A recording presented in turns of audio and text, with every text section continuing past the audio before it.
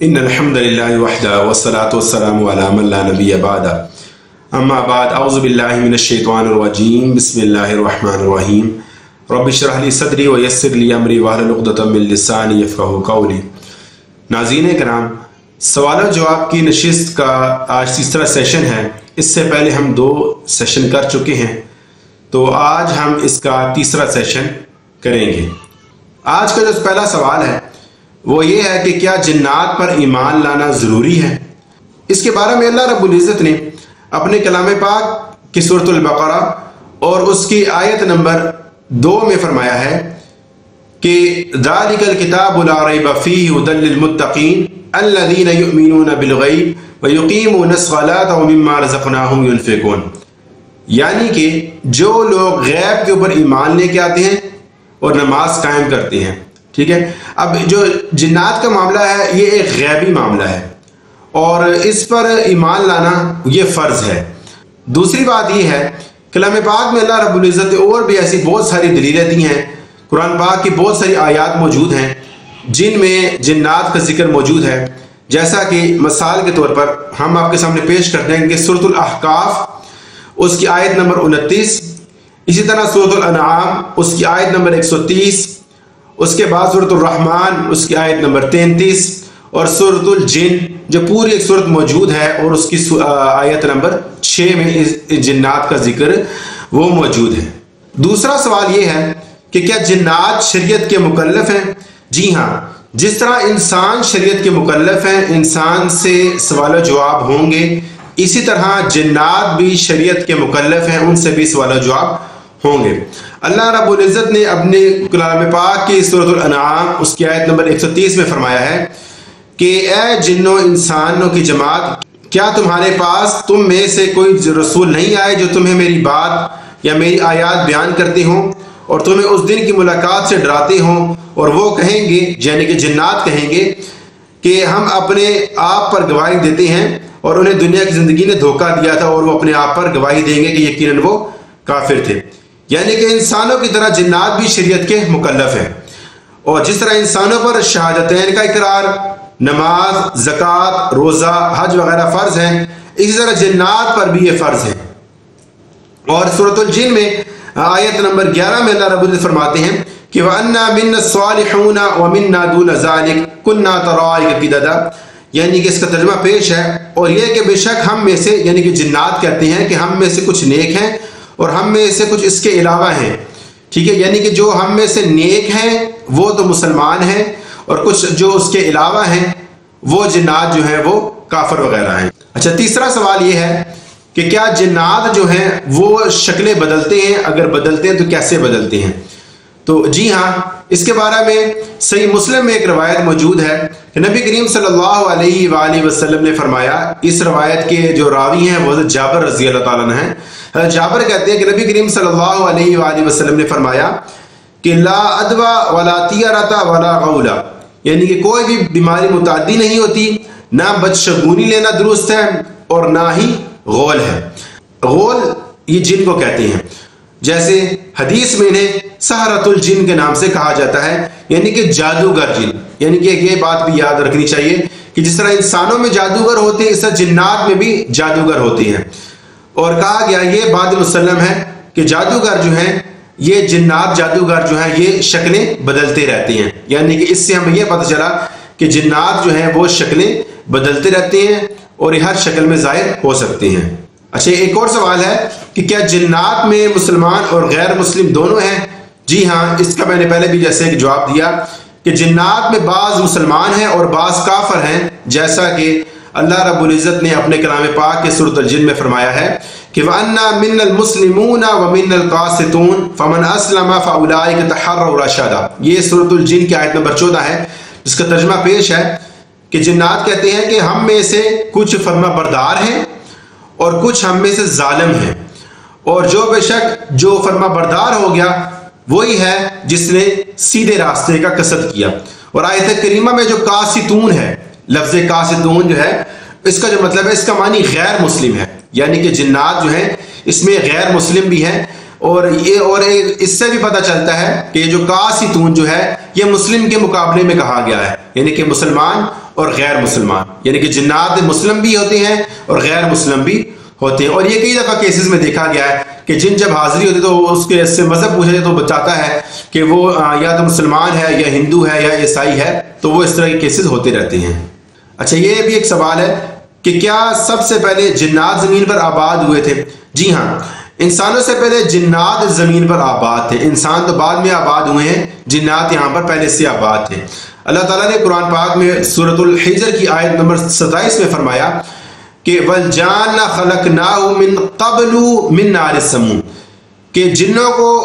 اس سے پہلے یعنی کہ انسانوں سے پہلے ہم نے آگ کی لو جو ہوتی ہے اس سے ہم نے ان کو جنات کو پیدا کیا، انسانوں سے پہلے، ٹھیک ہے؟ تو یعنی کہ جنات جو ہیں وہ انسان سے پہلے اس روئے زمین پر آباد تھے۔ اچھا، ایک اور سوال ہے کہ جنات کی اشکال کیا ہیں، یعنی کہ جنات کی شکلیں کس طرح کی ہوتی ہیں؟ اللہ تعالیٰ نے اپنے کلام پاک کی سورۃ صافات اور اس کی آیت نمبر 65 میں اللہ تعالیٰ نے فرمایا ہے کہ طلعها كأنه رؤوس الشیاطین، کہ اس کے خوشے ایسے ہیں جیسے شیطانوں کے سر ہوتے ہیں، ٹھیک ہے؟ اب آیت مذکورہ میں شیاطین کے سروں کو زقوم کی شاخوں سے، زقوم کا جو ایک پودا ہوتا ہے اس کے جو شاخوں سے تشبیہ دیا ہے شیطان کو، ٹھیک ہے؟ اور انہیں کبھی قرار دیا ہے۔ دوسری بات یہ کہ اس سے پتہ یہ بھی چلتا ہے کہ شیطانوں کے جو بال ہیں وہ اوپر کو کھڑے ہوئے ہوتے ہیں، ہمارے انسانوں کے بال جو ہیں وہ زمین نیچے کی طرف ہوتے ہیں، شیطانوں کے بال جو ہیں وہ اوپر کی طرف کھڑے ہوتے ہیں جیسے زقوم کے کانٹے ہوتے ہیں۔ اللہ تعالیٰ نے اسے زقوم کے پودے سے تشبیہ دے کے بتایا ہے کہ جیسے شیطانوں کے سر ہوتے ہیں جن کے کانٹے اوپر کی طرف، بال اوپر کی طرف نکلے ہوتے ہیں،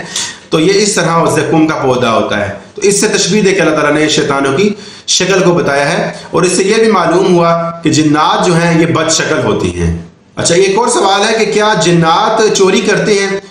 جی ہاں، صحیح بخاری میں ابو ہریرہ رضی اللہ تعالیٰ عنہ سے روایت ہے کہ نبی کریم صلی اللہ علیہ وآلہ وسلم نے انہیں صدقے کے مال پر محافظ مقرر کیا،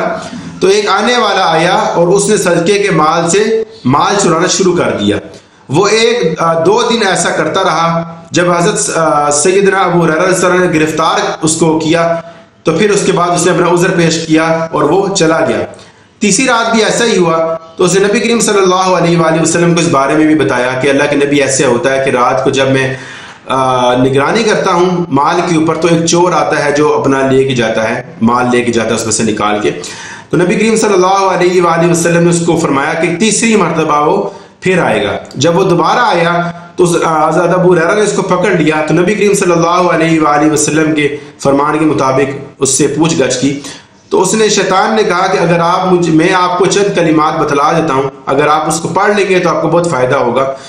تو اس نے شیطان نے جو ہے وہ آیت الکرسی کی طرف رہنمائی کی تھی۔ تو یہ تو معاملہ وہ تھا کہ جو ایک شیطان نے رہنمائی کی تھی، نبی کریم صلی اللہ علیہ وسلم کو اس بارے میں بتایا گیا تو آپ صلی اللہ علیہ وسلم نے فرمایا کہ تھا وہ جھوٹا، شیطان جھوٹا تھا لیکن بات وہ سچی کر گیا۔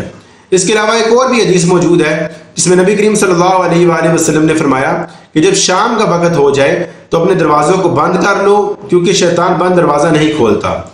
ٹھیک ہے؟ اور اس سے اکثر و بیشتر ایسے ہوتا ہے کہ یہ 5% کوئی واقعات ہوتے ہیں جس میں شیاطین جو ہیں وہ چوری کرتے ہیں، ورنہ 95% واقعات وہ ہوتے ہیں جو انسان چوری کرتے ہیں اور وہ شیاطین کے ذمہ لگ جاتی ہے۔ اچھا، ایک سوال ہے کہ میں جنات سے بہت زیادہ ڈرتا ہوں تو میں کیا کروں؟ جنات سے ڈرنے والے شخص کو یہ ایک دعا میں بتا رہا ہوں، یہ دعا پڑھنی چاہیے، یہ آپ کی اسکرین کے اوپر بھی شو ہو رہی ہے، تو آپ نے یہ دعا کثرت کے ساتھ پڑھیں۔ جب شیاطین سے آپ کو زیادہ ڈر لگے اس دعا کو یاد بھی کریں، اپنے بچوں کو بھی یاد کروائیں، اور جب ڈر لگے تو یہ دعا پڑھ لیا کریں۔ یہ دعا ہے: اللہ اکبر، اللہ اعز من خلقہ جمیعا، اللہ اعز مما اخاف واحذر، اعوذ باللہ الذی لا الہ الا هو الممسک السماوات السبع ان یکان علی الارض الا باذنہ، من شر عبادک فلان وجنودہ واتباعہ واشیائہ من الجن والانس، اللہم کن لی جارا من شرہم جل ثناؤک وعز جارک وتبارک اسمک ولا الہ غیرک۔ یہ دعا جو ہے یہ کم سے کم 3 مرتبہ ضرور پڑھ لیا کریں۔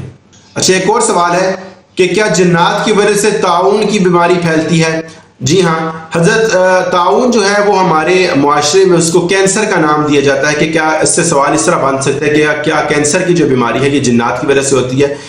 تو سیدنا ابو موسیٰ الاشعری رضی اللہ تعالیٰ عنہ سے روایت ہے کہ نبی کریم صلی اللہ علیہ وآلہ وسلم نے فرمایا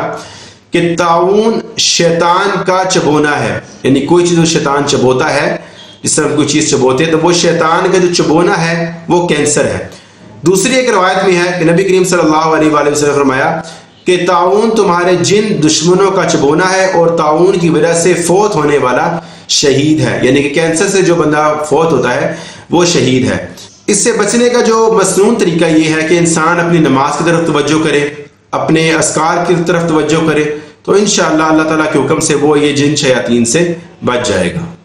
اچھا، سوال ہے کہ کیا شیطان کسی حیوان کی شکل اختیار کر سکتا ہے؟ جی ہاں، بالکل کر سکتا ہے۔ سیدنا ابو بکر رضی اللہ تعالیٰ عنہ سے روایت ہے کہ نبی کریم صلی اللہ علیہ وآلہ وسلم نے فرمایا کہ گدھا اور سیاہ کتا جو ہے یہ نماز کو کاٹ دیتے ہیں۔ تو راوی جو ہے وہ حضرت ابو بکر سے پوچھتے ہیں کہ سیاہ کتا ہی کیوں، سرخ کتا کیوں نہیں؟ تو آپ صلی اللہ علیہ وآلہ وسلم نے فرمایا اے بھتیجے، جس طرح کیونکہ وہ کہتے ہیں کہ میں نے نبی کریم صلی اللہ علیہ وآلہ وسلم سے سوال کیا تھا تو نبی صلی اللہ علیہ وسلم نے فرمایا تھا کہ الکلب الاسود شیطان، کہ جو کتا سیاہ کتا ہے، کالا کتا جو ہے یہ شیطان ہے۔ ایک اور روایت میں موجود ہے کہ سیدنا ابو ذر سے مروی ہے کہ نبی صلی اللہ علیہ وسلم نے فرمایا کہ کالا کتا شیطان ہے۔ ان حدیث سے معلوم ہوا کہ شیطان جو ہے وہ حیوان کی شکل اختیار کر سکتا ہے۔ اور شیخ ابن تیمیہ رحمہ اللہ بھی اپنی کتاب جو ہے رسالۃ الجن میں بھی بیان کرتے ہیں کہ جن انسانوں اور چوپایوں کی شکل اختیار کر سکتی ہیں یہ سانپ، بچھو وغیرہ کی شکل اختیار کر سکتی ہیں، اور اس طرح جو ہمارے قریبی جانور ہوتے ہیں جیسے کہ اونٹ، گائے، بکری، ان کی بھی شکلیں یہ اختیار کر سکتی ہیں۔ ایک اور سوال ہے کہ کیا شیطان کے حملے کی جگہ کون سی ہے، یعنی کہ جہاں پر شیطان سب سے زیادہ حملہ کر سکتا ہے وہ جگہ کون سی ہے؟ تو شیطان کی جو حملے کی جگہ ہے وہ بازار ہے۔ نبی کریم صلی اللہ علیہ وآلہ وسلم نے فرمایا کہ اگر آپ لوگ اس چیز کی استطاعت رکھیں کہ آپ بازار میں سب سے پہلے داخل ہونے والے اور سب سے اینڈ پر نکلنے والے نہ ہوں، کیونکہ یہ شیطان جو ہے یہ اس کے حملہ آور ہونے کی جگہ ہے بازار جو ہے، اور شیطان جو ہے وہ بازار میں اپنا جھنڈا بھی لگاتا ہے۔ اور اس کے بارے میں یہ بھی حدیث میں فرمایا، صحیح مسلم کی روایت ہے، نبی صلی اللہ علیہ وسلم نے فرمایا کہ بازار میں شیطان جو ہے وہ اپنے انڈے بھی دیتا ہے اور بچے بھی دیتا ہے، یعنی کہ یہ بازار کے اندر سارے معاملات جو ہے یہ شیطان کرتا ہے، کیونکہ ظاہری بات ہے کہ بازار میں جو ہے بہت سارے باطل کام ہوتے ہیں، اور اسی بازار میں جو ہے وہ ملاوٹ، دھوکہ دہی، جھوٹ، فراڈ، سب کچھ اس طرح کی باتیں ہوتی ہیں۔ تو نبی کریم صلی اللہ علیہ وآلہ وسلم نے اس سے بچنے کے لیے، یعنی اگر آپ کو بازار میں جانا بھی پڑے تو اس کے لیے نبی کریم صلی اللہ علیہ وآلہ وسلم نے ایک دعا بھی بتلائی ہے کہ آپ یہ دعا پڑھ کر پھر بازار جائیں۔ وہ دعا یہ ہے، لا الہ الا اللہ وحدہ لا شریک لہ لہ الملک ولہ الحمد یحیی و یمیت وہو حی لا یموت بیدہ الخیر وہو علی کل شیء قدیر۔ اکثر و بیشتر ہمیں بازار جانے کا اتفاق ہوتا ہے، تو ضروری ہے کہ آپ یہ دعا پڑھ کر پھر بازاروں کا رخ کریں۔ تو یہ تھی ناظرین ہماری آج کی ویڈیو۔ اس طرح کے سوالات جواب اور بھی انشاءاللہ اگلی ویڈیو میں آپ کے سامنے رکھیں گے۔ تب تک کے لیے مجھے اجازت دیجیے، اللہ حافظ۔